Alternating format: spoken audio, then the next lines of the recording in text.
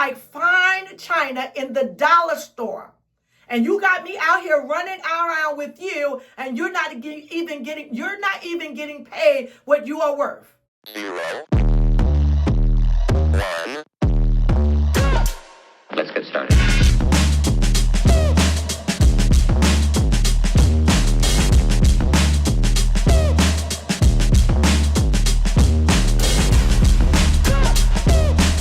Why they stopping me? Hey everybody, it's Reverend Dr. Nicole B. Simpson, and that was so unfair what I did to you guys last week. As we're standing on business, we are getting our affairs in order. We're talking about the reality of pricing ourselves. I think that's the best way to assess it. If you really want to know the story or get that book that I was talking about, Planning for a Reason, a Season, and a Lifetime, you can always go on my website. It will let you know where I am. It will let you know what I have available. It will give you that information that is really about me. That is www.nicolebsimpson.com. Always know, even during this summertime, I'm out in these streets, and I would love to connect with you, and especially you. But I was telling you a story about being hired as a public speaker on after September 11th. I had written this book of my experience the first year that it transpired. I had gone around the circuit just sharing and telling my story. And so having put it on paper, I was excited about selling a book for $15 a clip. Pace University invites me to come and speak at their school, and then they ask me the proverbial question, how much do you cost? And I, being that individual who did not do proper research, which is why I hope you took the time during my cliffhanger to research the information that I gave you, gave them $500, and then they booked me for 2 more engagements. My best friend who was with me at the time was very upset with me. And this is what she told me. She said, child, you are like fine china in the dollar store. And you got me out here running around with you, and you're not even getting paid what you are worth. She said, that makes you a fool, and that makes me a fool for being with you. The value of friendship, I kind of tell you, I thank God for her, and I appreciate her honesty in that moment. But she was right. Here it is. I had not done the proper research. So learn from my mistakes in that regard.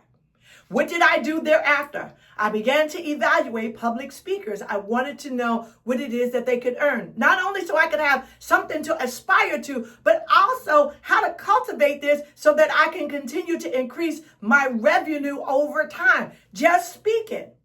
So what I decided is that every 3 engagements, I would increase my fee $500. So since I had that opportunity with Pace University and they gave me 2 other opportunities, thereafter, I then turned around and started charging $1,000.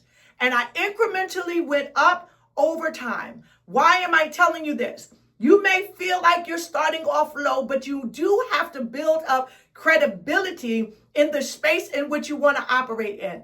What happened to me? I then began to brand myself. And so if you have your own business, at some point, you're going to have to answer the question, what separates me from everybody else doing what it is that I'm doing? See, I'm never going to tell you don't do what everybody else is doing. I'm going to tell you, look for what is your differentiation. What's your unique proposition? What will other people get because they're working with you as opposed to working with somebody else?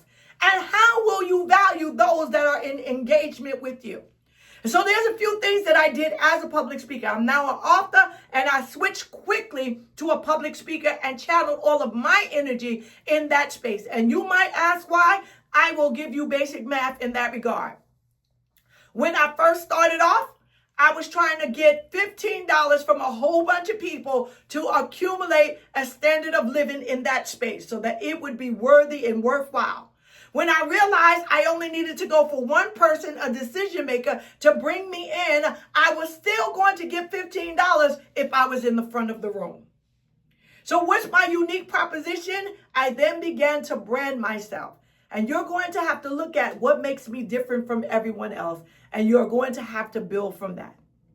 I don't care what business it is. If I had to start a business today, there are certain things that I would do that will help push you along a lot faster than someone just starting from scratch. The first thing that I'm telling individuals to do, regardless of the business, is to define or identify your market. Not just your market, because everyone feels like what I have to offer is for everyone. Not in all circumstances, but think about it for a moment. But hone that down just a little bit more.